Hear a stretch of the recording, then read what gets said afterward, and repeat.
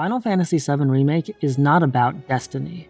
It's not about timelines. It's not about whispers, plot ghosts, time janitors, or whatever disdainful name you want to call them. These elements are important, but they bubble under the surface while the spotlight shines on the game's cast. Before asking you to care about mysteries or timeline shenanigans, Remake works hard to make you understand its characters, where they come from, what they mean to each other, and what they're fighting for. Everything else only works because it's built atop this bedrock of convincing characterization. The bombing mission introduces Cloud as an aloof, awkward, and ultra-competent asshole who's only in it for a paycheck. In contrast, Barrett is a hot-headed freedom fighter who lives and breathes saving the planet. Cloud's apathy to the cause and his past association with Shinra infuriate Barrett, ensuring that he doesn't trust him until he earns it. As they make their escape, Barrett's adrenaline is pumping so hard he's scarcely able to stand still. He's thrilled to pull off the mission he's been plotting for so long, but equally desperate to get the hell out before the bomb explodes. He has someone to live for, after all. Cloud, meanwhile, casually leans against the wall, immune to stress. These two are polar opposites, so it's no wonder they constantly clash. When they see Sector 8 in flames, Jesse, Biggs, and Wedge recoil in horror. People have lost their homes, their livelihoods. Some desperately search for missing family members, while presumably orphaned children cower in alleys. The team is shaken, wrestling with the ramifications of what they've done. Jesse, who engineered the bomb, feels particularly guilty. Shinra magnifying the damage by triggering the reactor's self-destruct sequence amplifies Avalanche's questionable morality. Jesse, Biggs, and Wedge believe wholeheartedly in the cause they're fighting for, but didn't expect such devastation. They hold themselves responsible, yet they're all on board to do it again when the next mission comes around. Meanwhile, the burning streets bring Cloud back to his past. The original FF7 expertly used mystery to build up to Sephiroth's reveal, but Remake can't rely on that same technique. He's now one of gaming's most iconic villains. The mystery is gone. Instead, Remake smartly establishes from the outset that he's lurking in the dark recesses of Cloud's mind, seemingly able to manifest at any moment.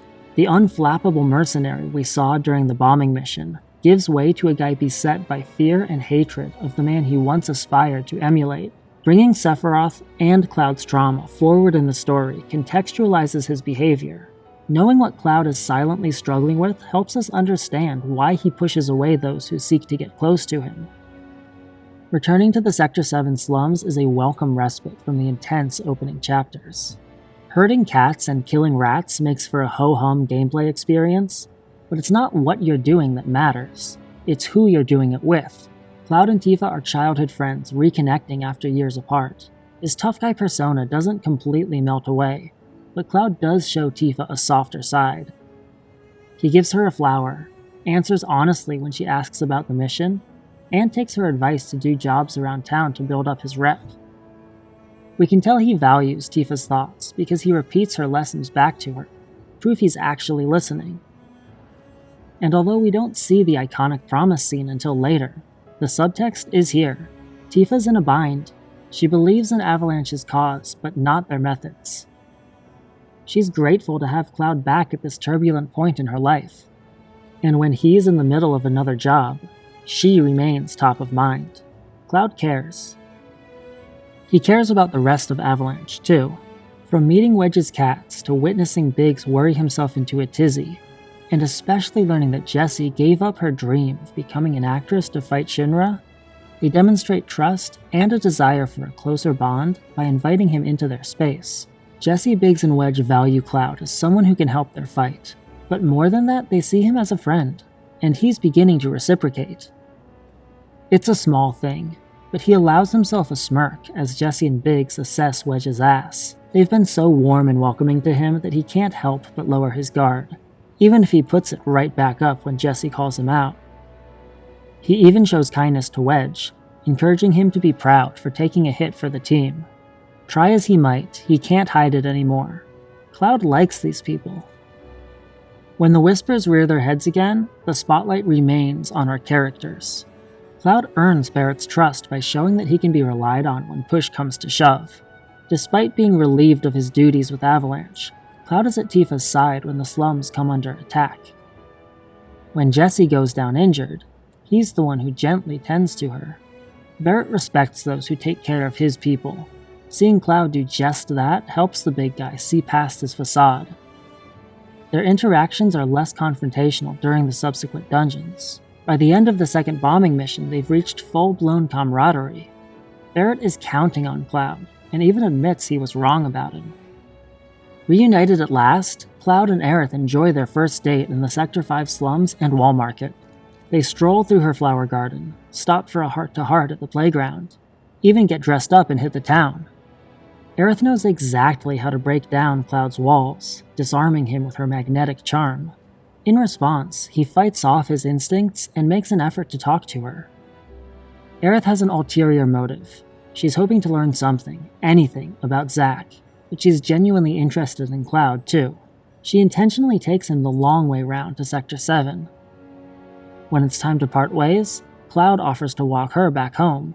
They're both just inventing reasons to spend more time together. For a few wonderful hours, the stakes are low and we get to just hang out and watch this relationship blossom. It takes a minute for Aerith and Tifa to finally meet, but right away they're on the same page. There's no jealousy over Cloud. If anything, he's the third wheel while they're instant besties. However, their excursion through the sewers in the train graveyard lacks the appropriate urgency. The team knows that Sector 7 is in imminent danger, yet they repeatedly stop to chat. It's sloppy, but this is the only opportunity to develop the bond between Tifa and Aerith. They don't see each other again until the end of the game. With that in mind, I'm content to sacrifice some of the urgency if it means taking the necessary time to build this crucial dynamic. This is one of the clearest examples of Remake prioritizing its characters above all else. The team arrives in Sector 7 just in time to lose two dear friends. Wedge implies that Biggs took a bullet to save him. This explains Biggs' mortal wounds when we catch up to him, and when he sees Cloud, the first thing he does is ask about Wedge. He just wants to know that his buddy's okay. It's a tender, tragic way to illustrate how much these guys love each other. What we've learned about Jessie's personal life makes her death even more painful. She could have lived a happy life working at Gold Saucer, but she gave that up to fight for what she believes in.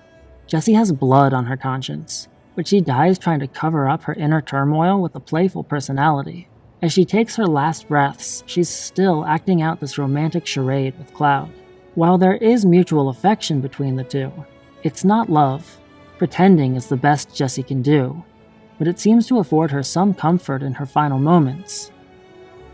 Although Remake goes to great lengths to display the extensive damage caused by the platefall, the impact is felt most powerfully through Barrett and Tifa's emotional outpourings. Barrett is broken. His previously unshakable resolve wavers, though ultimately he doubles down on his belief that the root cause of this all is Shinra's evil, not Avalanche's acts of aggression. Tifa has lost everything to Shinra, again, and she needs a moment to let out her anger and despair. Remake strikes a delicate balance in allowing its heroes to be larger than life while remaining grounded and believably human. They are constantly at war with universally relatable feelings like guilt, self-doubt, hopelessness, fear, anxiety, and loneliness. On the other hand, none of Shinra's bigwigs are deeply nuanced characters. Our visit to Shinra HQ does let us witness how cartoonishly detestable they are, though. Scarlet deliberately dehumanizes her employees, treating them as animals or even furniture. Hojo pushes the well-worn mad scientist trope to the extreme. The way he almost humps the glass as he torments Aerith is equal parts disturbing and disgusting. Barrett gets the face-to-face confrontation he always wanted with his arch-nemesis President Shinra, but unfortunately the scene is clumsy. Barrett stands by while Shinra pulls a gun on him, and the rest of the team awkwardly loiters to the side. Though the execution is weak, I appreciate the intention to depict a debate between two people with conflicting viewpoints. With the foundation for all its major characters in place, Remake finally embraces the mysteries that it's been teasing from early on. Things get weird with Sephiroth, the Arbiters of Fate, and the Edge of Creation. But even so, the biggest takeaway from this ending is personal. Zack is coming back.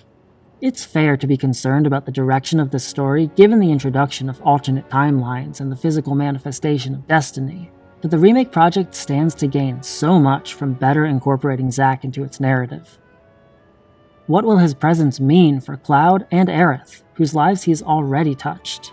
Final Fantasy VII's most important messages are communicated through its characters. Their struggles, their relationships, their losses, their growth. When everything is said and done, it's not going to matter how many timelines there are. What's going to matter is where this unknown journey takes our beloved characters, and how they change as a result.